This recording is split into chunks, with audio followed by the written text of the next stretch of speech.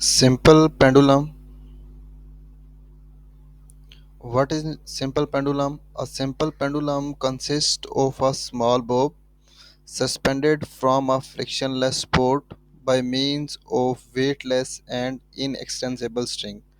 हम कहते हैं कि सिंपल पेंडुलम जो होता है वो एक स्मॉल बॉल से मिलकर बना होता है जिसका मैस बहुत कम होता है, जिसको हम लोग सस्पेंड करते हैं एक फ्रिक्शनलेस रॉड के साथ with the help of weightless and inextensible string.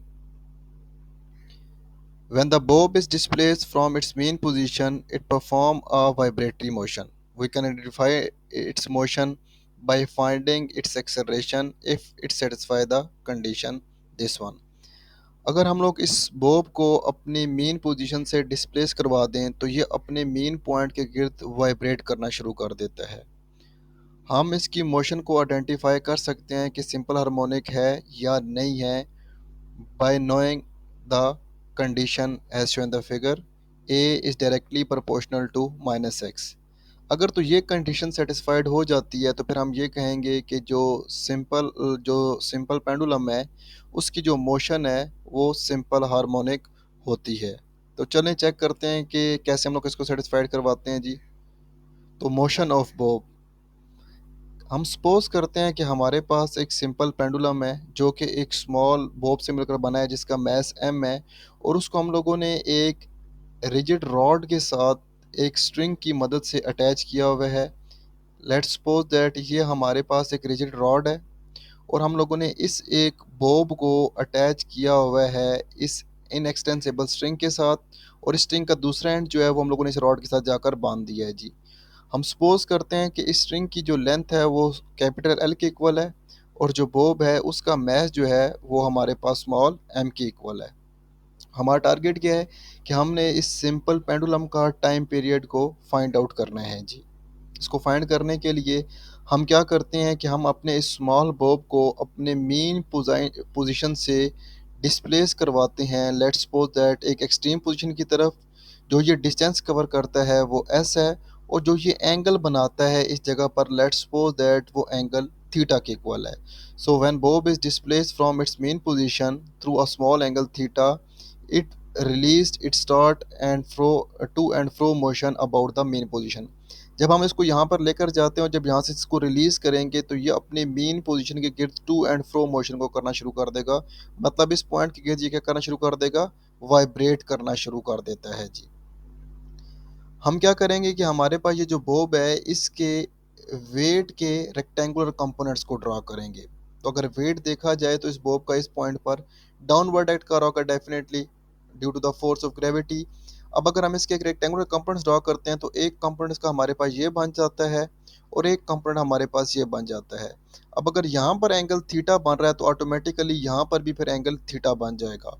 हमें बहुत अच्छे तरीके से पता है कि थीटा के सामने हमेशा साइन थीटा कंपोनेंट होता है और इस साइड पर कॉस थीटा कंपोनेंट होता है। तो फिर हमारे पास इस वेट का ये वाला कंपोनेंट जो होगा वो ओरिजेंटल कंपोनेंट बन जाएगा और ये वाला जो कंपोनेंट होगा वो वर्टिकल कंपोनेंट बन जाता है जी।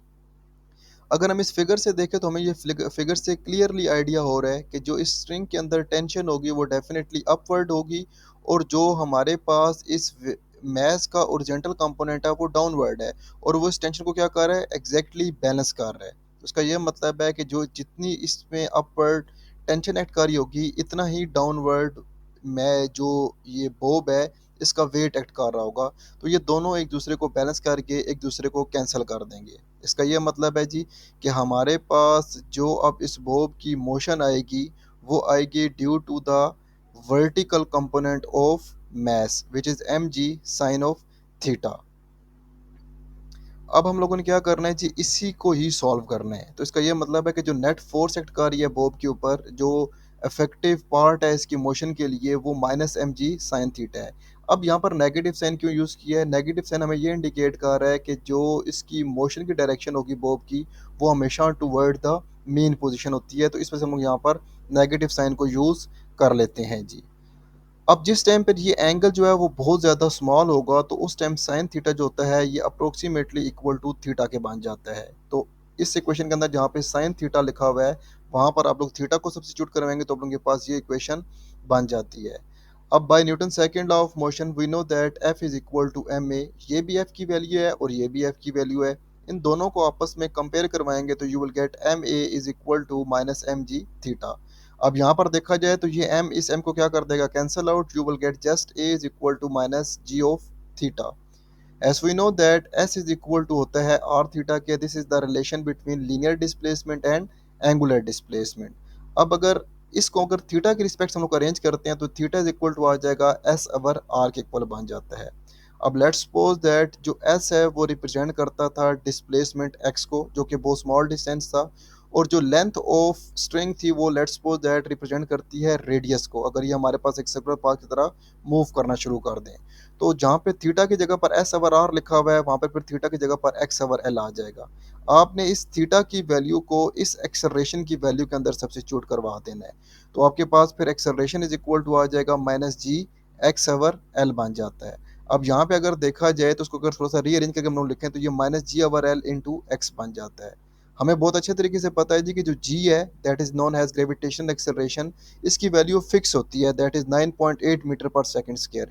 सिमिलरली लेंथ ऑफ स्ट्रिंग जो है वो भी हमारे पास फिक्स रहेगी, तो इसका ये मतलब है कि ये दोनों हमारे पास कांस्टेंट्स हैं, और जब दो कांस्टेंट्स को आपस में डिवाइड करवाया जाता है तो आंसर में भी एक कांस्टेंट क्वांटिटी ही आ जाती है। तो इस वजह से फिर ए जो है वो इक्वल टू आ जाएगा माइनस कांस्टेंट टाइम एक्स, या फिर A is directly proportional to minus X, which is the condition for the object which is executing simple harmonic motion. तो इससे हमें ये प्रूफ हो जाता है जी कि जो हमारे पास सिंपल पेंडुलम की मोशन होती है वो सिंपल हार्मोनिक होती है। अब इस क्वेश्चन हमें ये भी आइडिया हो रहा है कि जो एक्सेलरेशन है वो डायरेक्टली प्रोपोर्शनल टू होता है डिस्प्लेसमेंट के, और नेगेटिव साइन जो इस इक्वेशन में लिखा हुआ है वो इस चीज़ को इंडिकेट कर रहा है कि एक्सेलरेशन की जो डायरेक्शन है वो हमेशा होगी towards the main position. Next हम लोग एक्सप्रेशन फाइंड करेंगे टाइम पीरियड के लिए। अब हमें बहुत अच्छे तरीके से पता है जी कि ए इज इक्वल टू होता है माइनस जी ओवर एल इंटू एक्स, जो कि हम लोग यहाँ पे ऑलरेडी देख चुके हैं। इसके अलावा जब हम लोग सिंपल हार्मोनिक मोशन के लिए एक्सेलरेशन को फाइंड करते हैं तो वो इक्वल टू आता है minus omega square into x. आप अपने इस चैप्टर के अंदर सारी चीज़ों के बारे में पढ़ चुके होंगे। अब ये भी एक्सेलरेशन की वैल्यू है, ये भी एक्सेलरेशन की वैल्यू है, इन दोनों को आप आपस में कंपेयर करवा दे तो आपके पास इस टाइप का रिजल्ट आ जाता है। यहाँ से अगर मेरा बेटा आप लोग देखें तो एक्स एक्स के साथ कैंसिल हो रहा है और नेगेटिव नेगेटिव के साथ कैंसिल हो रहा है। आपके पास just omega square is equal to आ जाएगा जी ओवर एल, या फिर ओमेगा इज इक्वल टू आ जाएगा G over L under root के इक्वल बन जाता है। Has we know that T is equal to होता है 2 पाई ओवर ओमेगा। ये क्या से रिलेशन बनता है, ये हमारे